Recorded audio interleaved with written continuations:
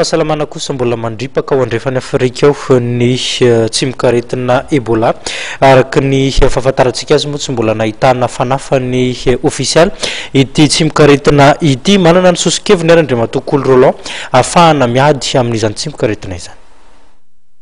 Mandripaka ny mponina any amin'ny faritra Afrika andrefanina ankehitriny ny tsimikaretina Ebola.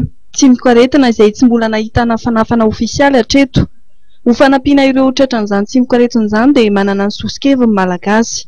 Misy araka izany ny toromarika nomena Andriamatoa Coly Roland momba ny azo heverina ho fanafana entina miady amin'izay tsimikaretina izay.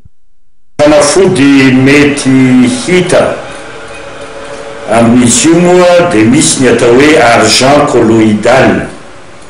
Izay izao fa nisotro an'io zavatra io, tsy amin'ny virus fa amin'ny zavatra hafa, amin'ny bay hafa, amin'ny aretina hafa, fa prouvé izy io fa antiviral.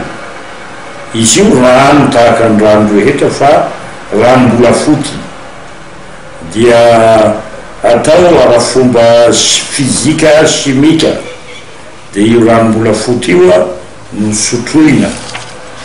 Dia nahitana an'izy io moa araky tantara dia ireo tafika romana tany Egypta niripaka ny gripe, dia zay ireo nisotro divay amin'ny vera volafotsy dia tsy ny maty.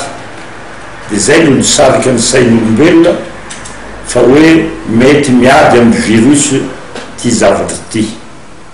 Zay zany ka manipy amin'ny olona tompony andraikitra rehetra mba tokony andramana agny ary izy tsy mahafaty sotro 3 isan'andro, amin'ny maraina adiny ray alohan'ny sakafo maraina, amin'ny antoandro adiny ray alohan'ny sakafo antoandro, e amin'ny hariva adiny ray alohan'ny sakafo hariva.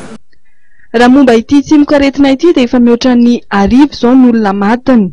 Ny fikambanana iraisam-pirenena ho amin'ny fahasalamana na ny OMS dia voaterina mela ny fampiasana fanafody tsy mbola natao fanandramana tamin'ny olombelona ahafahana mamey ity tsimikaretina izay anisany atahorana indrindra eto an-tany ity.